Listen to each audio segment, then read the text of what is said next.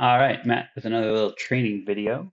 This one is going to be changing out a product on an existing order.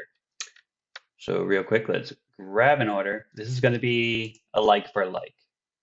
So two products, you're not doing any kind of change to the amount of the transaction. You're just changing out one for the other. So let's say matrix testing has been replaced. We no longer carry that product, but we have a replacement product. That replacement product is called ship lead testing.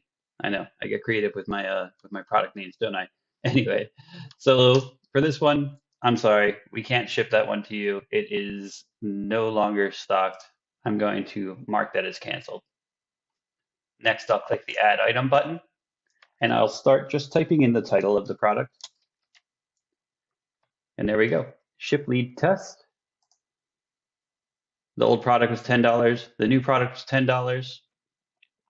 Typically, if you're making a change to somebody's order, then you want to let them know about that change and just be like, "Hi, test.